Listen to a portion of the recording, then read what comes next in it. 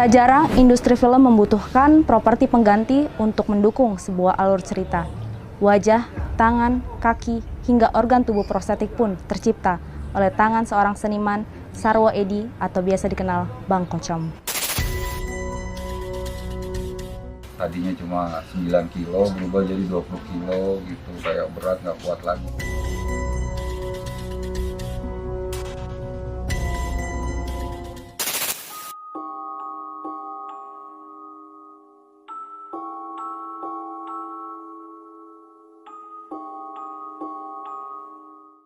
Memulai karir dalam dunia properti film sejak tahun 2004, Sarwo Edi atau biasa dikenal Bang Kocom memulai pekerjaannya secara otodidak. Berkat ketekunannya mempelajari seni prostetik, potongan-potongan tubuh karyanya pun telah banyak digunakan di berbagai film Indonesia. Bang Kocom, 20 tahun berkecimpung di industri film Indonesia, proyek-proyek apa aja yang udah Bang Kocom kerjakan? Kalau ingetan sih banyak nih, tapi yang beberapa sih ada yang kita masih ingat. Banyak, 45 lebih. Kayak Gundala, tuh Pengabdi Setan, Perempuan Tanah Jahanam, Marlina, Sang Kiai. Banyak lagi nih. Emang setiap film beda-beda sih. Ada yang kesannya kita tadi belum pernah bikin binatang, kita disuruh bikin binatang. Belum pernah bikin mobil, kita disuruh bikin mobil. 20 tahun bekerja sebagai seniman prostetik dan berkawan dengan bentuk-bentuk patung yang menyeramkan, tak jarang pria kelahiran 1968 ini juga mengalami fenomena-fenomena janggal, baik di lokasi syuting maupun saat tengah mengerjakan potongan-potongan tubuh itu. Ya kayak misalkan kalau di lokasi ya kita kan nggak tahu asal usulnya lokasi itu ya. Taunya unit udah nyuruh di situ, terus sutradara disetujui di situ, akhirnya kita syuting di situ. Makanya itu kan bekas apa gitu kali dulunya gitu, apa gudang kosong, apa kuburan udah lama banget nggak ada yang besuk itu gitu. Jadi di areal-areal itu yang rata-rata tuh pada keluar aja gitu, ada yang aneh-anehnya gitu. Kalau di kelebatan di rumah sini banyak, sering. Karena misal sendiri sambil megang senapan juga nungguin ada yang set, ya gitu aja, dia aja gitu. Tak hanya melihat kejadian aneh di lingkungan kerja dan lokasi syuting, manusia prostetik ciptaan Sarwo Edi pun kerap menjadi tempat singgah mereka yang tak terlihat. Mulai dari boneka patung yang bergerak sendiri, hingga kondisi patung yang tiba-tiba berat dan tak bisa diangkat.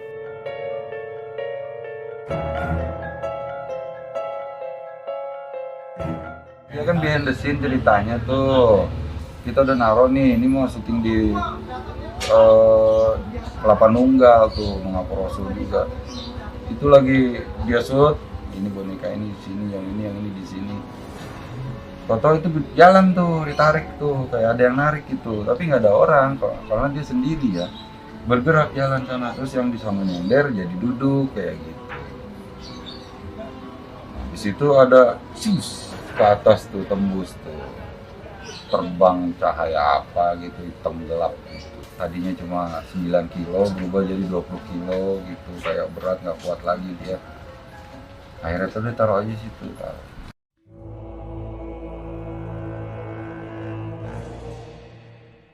Tak sekedar menciptakan manekin, karya prostetik ciptaan Bang Kocom mengharuskan patung yang memiliki karakter yang mirip dengan manusia pada umumnya.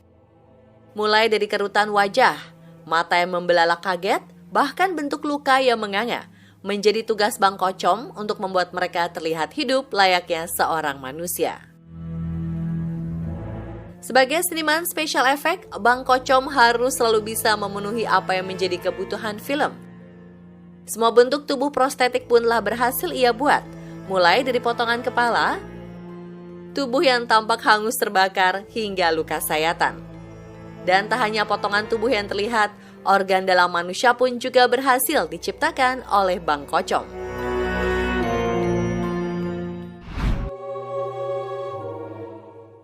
Melalui proses yang rumit dan panjang, Bang Kocom sendiri membutuhkan waktu 14 hingga 15 hari untuk mencetak satu badan boneka prostetik. Tak hanya potongan badan manusia dan hewan, kendaraan dan rumah pun pernah diciptakan Bang Kocom. Lalu, berapa harga yang dipatok untuk pembuatan satu tubuh prostetik ini? Untuk ukuran satu tubuh mayatnya, satu tubuh manusia, itu biasanya dipatok harga berapa, Bang? Kalau rezekinya bagus 23 juta dia nggak nawar. Kalau paling mahal, Bang, pernah dapat berapa, Bang? Kalau rezekinya bagus mah mahal banget, ada sampai 1,5 miliar. Seriusan, Bang? Iya. Berada di rumah seniman prostetik, tim On The Spot pun tak ingin kehilangan kesempatan untuk melihat langsung bagaimana proses pembuatan bagian tubuh yang dilakukan Bang Kocom. Belajar secara otodidak, membuka ruang bagi Bang Kocom menjadi lebih kreatif, memilih metode yang lebih murah dan terjangkau.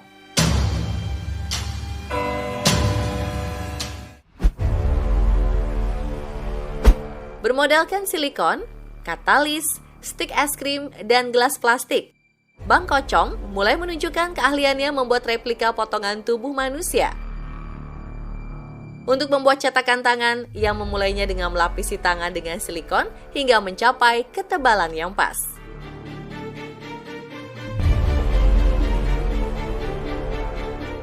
Bang Kocom sendiri meyakinkan bahwa bahan yang ia gunakan lembut dan aman bagi kulit orang-orang. Namun bagi sebagian orang, proses ini ternyata membuat takut dan khawatir.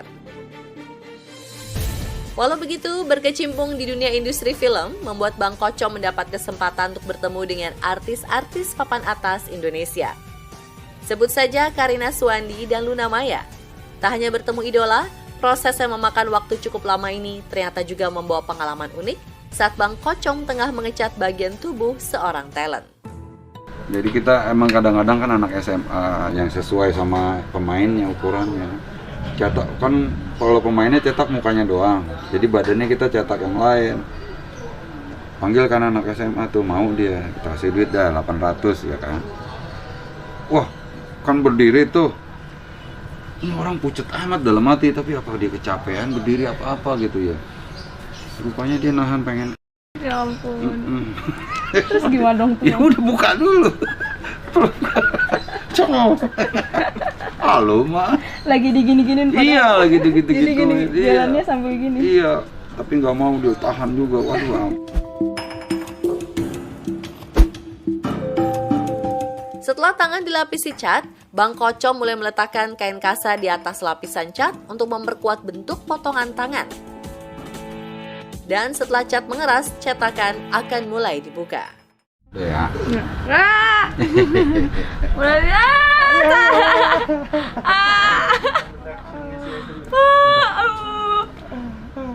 Bulu-bulunya kecabut juga, Mas. Bang. Wow.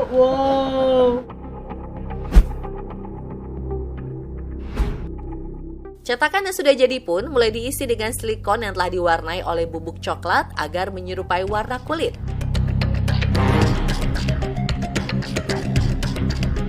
Begitu silikon coklat telah mengisi seluruh bagian tangan, Bang Kocom mulai memasukkan cairan polyurethane. Dan seketika itu juga gelembung busa muncul dari bawah cetakan. Cairan ini akhirnya mengeras hanya dalam waktu 2 menit. Dan tiba waktu tangan mulai dibuka, sebuah tangan prostetik pun terbentuk, layaknya tangan manusia. Tangan yang sudah jadi ini pun mulai disempurnakan oleh Bang Kocom sehingga terlihat seperti tangan manusia serupa aslinya. Dan pemirsa, inilah sepenggal kisah kehidupan Bang Kocom, seorang seniman prostetik yang melegenda. Memulai semuanya dari nol, Bang Kocom tak mengenal kata menyerah. Baginya, setiap tantangan merupakan proses untuk mencapai keberhasilan.